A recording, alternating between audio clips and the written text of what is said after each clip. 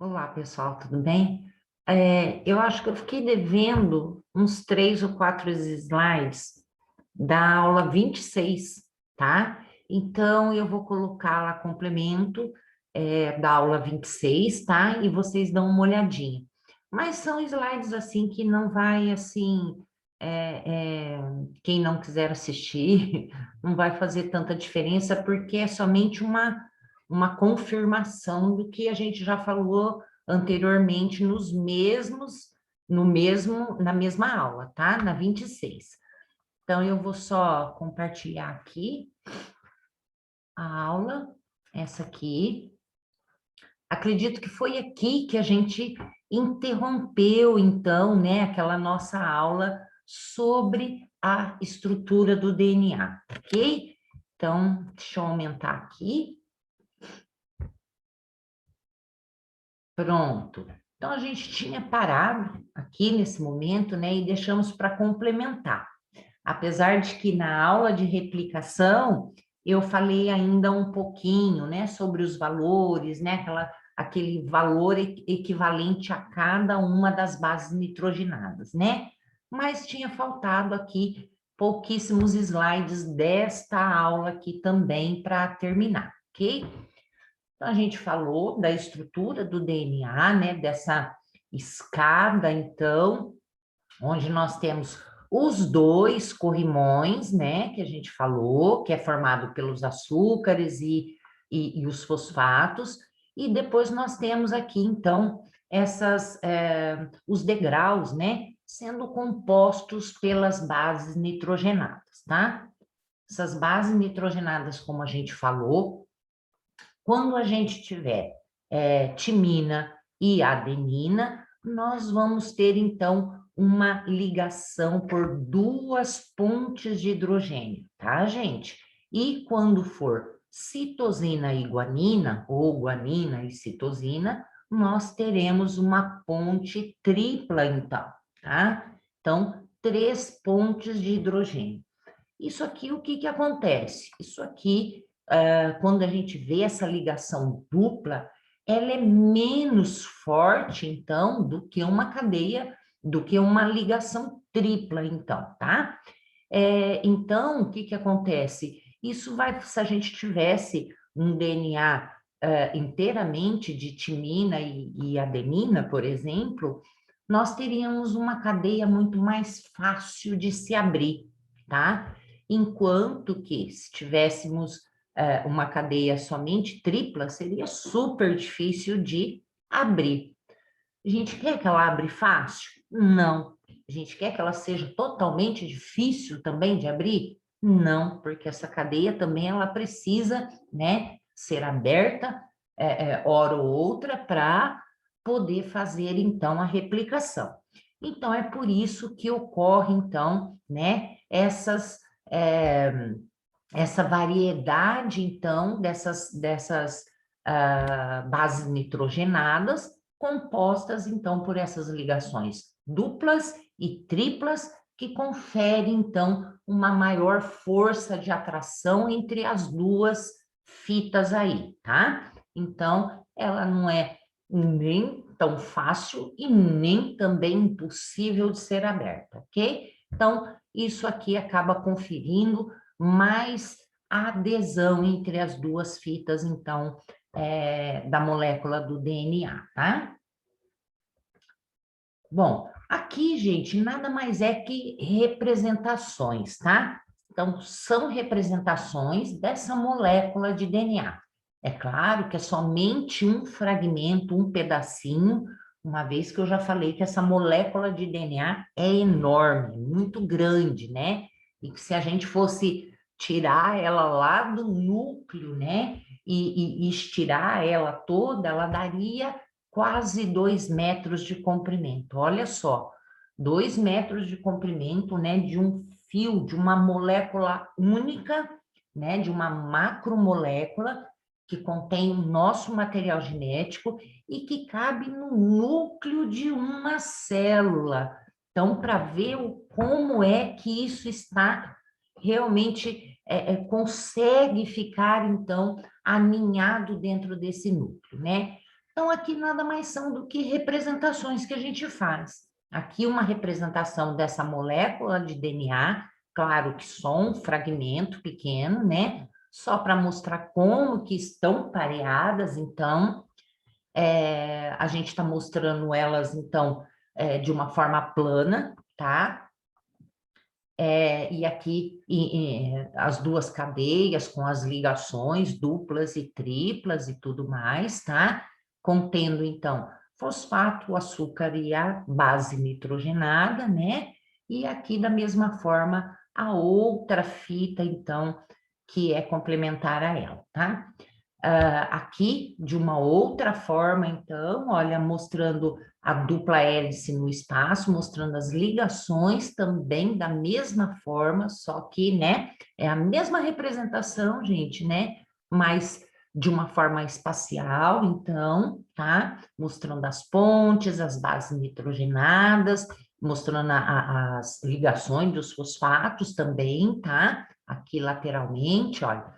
E aqui uma outra representação, que é um modelo atômico, né? Então, representa cada átomo que constitui essa molécula. Então, isso aqui, ó, para a gente estudar prático, não é nada prático, tá? Isso aqui já é estudo molecular mesmo, né? Então, tá lá mais ligado à bioquímica e à biologia molecular, tá? Então, para nós, para que a gente possa enxergar esse modelo de dupla hélice, é claro que é muito mais fácil assim e assim, tá? Esse aqui, a gente não consegue visualizar toda essa configuração dessa forma aqui, tá?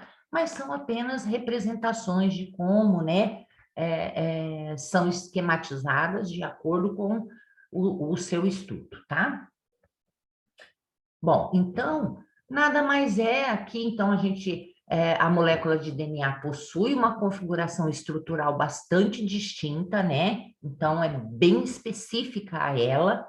O modelo inicial que explica a estrutura do DNA foi proposto por James Watts e Francis H. Crick, tá? Em 1953, e se vocês puderem procurar um pouco mais e se interessarem a respeito da molécula de DNA, vocês vão ver que o mérito não é desses dois homens, não, tá?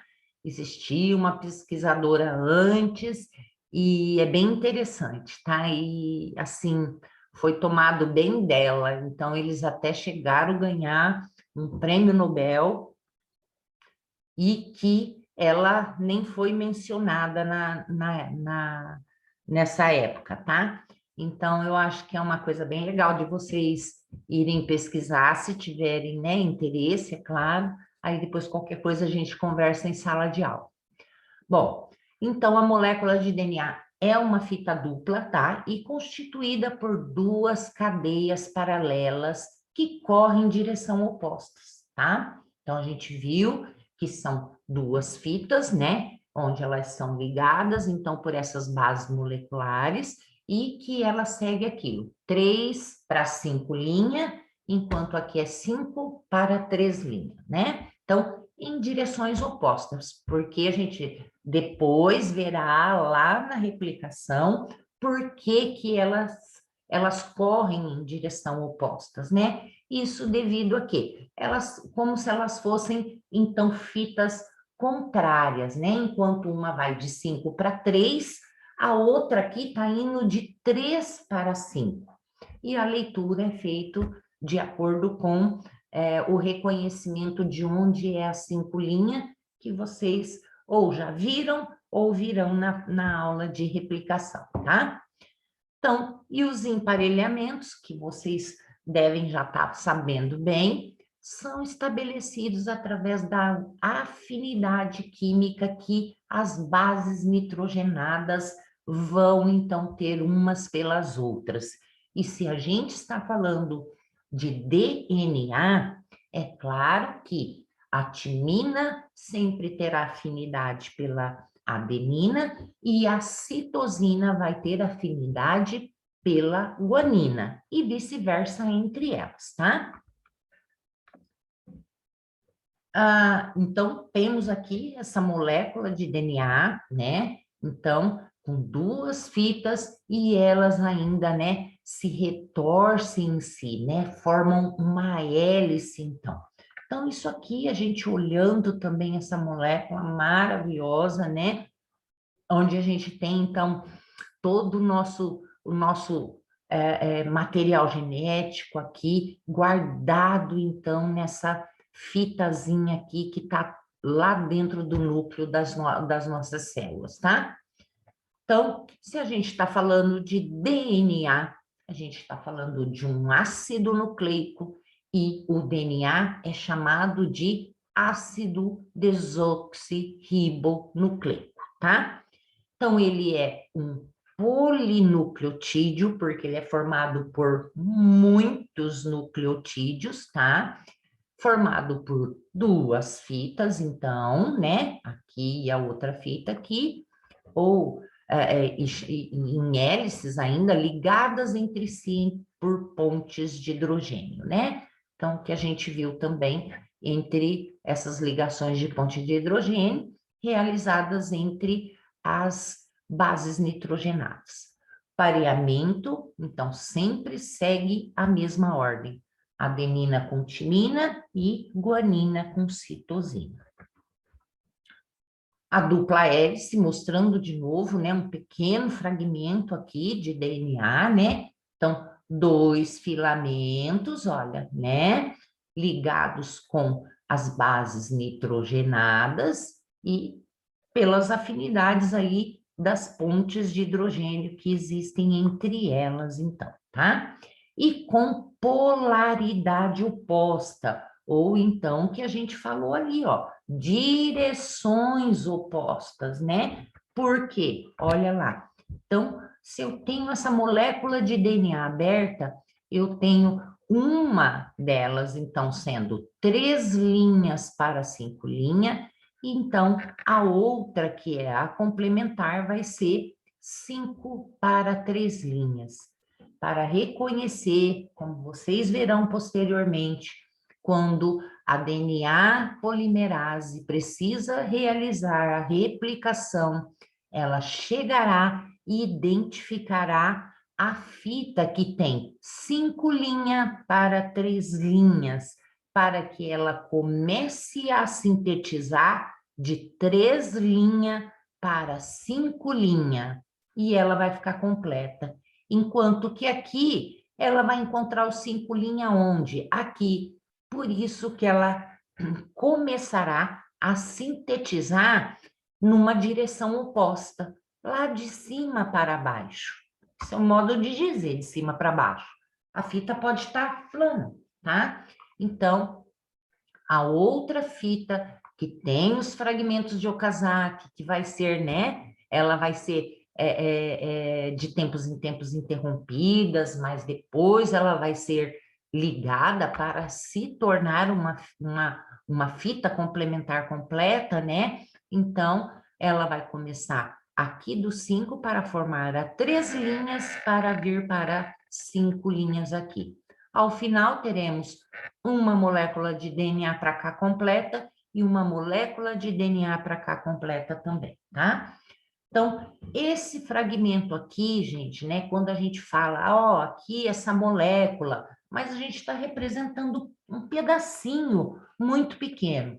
Então, olha, é como se eu tivesse toda a molécula de DNA esticadinha aqui, e esse pedacinho aqui, é lógico que teria que ser um pedaço bem maior, porque um gene, ele é constituído de muitos e muitos nucleotídeos aqui, né? Então, esse pedacinho, por exemplo, é como se a gente estivesse vendo um pedacinho ali, um genezinho ali dentro do DNA. E nós temos muitos aqui dentro da fita de DNA, tá? Então, é uma macromolécula onde ali um genezinho ali vai ser vai iniciar ali esse espaço onde vai ter o início da replicação ou da duplicação, né?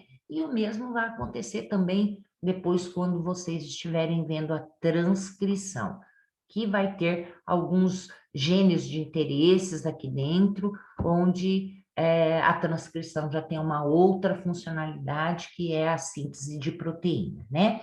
Mas isso aqui é como se a gente representasse um minúsculo pedaço, então, da molécula de DNA, né? Bom, e essa molécula de DNA toda esticada aqui, que tem quase 2 metros e que está dentro do núcleo, gente, nada mais é que isso aqui, olha, um cromossomo, tá? São os cromossomos que carregam a nossa,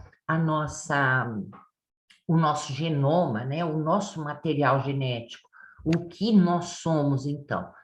Então, aqui uma fotomicrografia verdadeira de um cromossomo, tá? Bastante aumentado. E aqui a representação disso aqui. Então, essa fita de DNA aqui, gente, né? Ela, que é dupla e ela está torcida, é como isso aqui, ó, fosse isso aqui, ó, toda torcidinha. Então, vai se torcendo, vai se torcendo, vai se torcendo. A gente tem várias outras estonas, que são proteínas que chegam e se agregam junto ao meio disso aqui, que faz com que elas se retorçam e tomem essa conformação de condensação. Somente pela ação, né, dessas proteínas aí e que acaba condensando e deixando esse material genético mais curto para caber dentro do DNA. Esse material desse jeito condensado, normalmente a gente vê muito ele durante é um cromossomo mitótico, né? Que ele está condensado, né? E se condensa mais naqueles momentos em que vai haver divisão celular.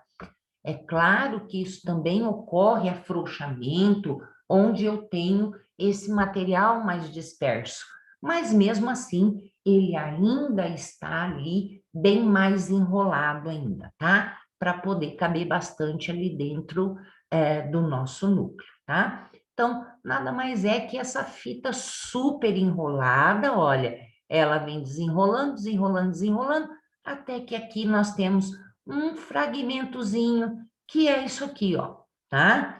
Uma fita aberta que é utilizada, então, para fazer a replicação.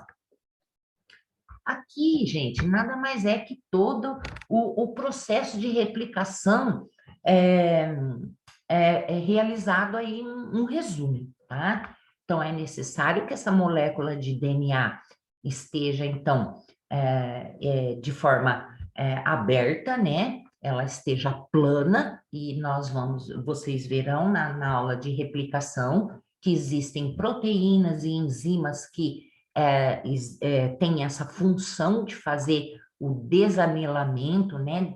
Tirar toda a helicase mesmo, ela desenrola essa fita, abre essa fita para que a DNA polimerase venha fazer a leitura. Então, essa é a molécula de DNA com fita dupla, então, né? Com 2 fitas e que ocorrerá a replicação. Aqui, no momento de replicação, a gente falou que nessa fita que está sendo aberta, em vários lugares podem abrir, então, essas bolhas de replicação, onde vai ser reconhecidos, onde vai começar a fazer leitura. Então, é necessário que essa fita se abra, algumas proteínas segurarão aqui elas abertas, porque existe força de atração para que elas se juntem novamente, né? E esses locais onde eu tenho isso aqui, esses biquinhos aqui, gente, são chamados de forquilha de replicação, tá? Então, normalmente são nesses inícios aqui começa e termina, né? Dependendo de qual fita a gente está falando, se é a que vai, então, a lag e a e a tardia também, né? A tardia é aquela que vai fazer, então, de maneira em forma de fragmentos, né? Que tem os fragmentos de Okazaki. Bom, então, elas vão sendo feitas em vários locais dessa molécula de DNA, até que depois, terminado aqui, gente, aqui também pode abrir uma outra, porque vai querer ler todo esse DNA, porque a gente falou que a replicação, ela acontece sempre antes de um ciclo, durante o ciclo celular, antes de se instaurar, então, a mitose ou a meiose, porque eu preciso dessa molécula de DNA duplicada, tá? Por quê? Porque vai gerar duas células filhas depois, então eu tenho que ter DNA nas duas. Então, é por isso que ocorre a replicação. Então, se a gente olha lá, essa fita que é mais azulzinha, que é essa daqui que se abriu, aí depois a gente tem, então, as fitas novas, né? Que foram produzidas, então, a partir da fita molde. Então, nós temos a fita complementar de cada uma das fitas moldes.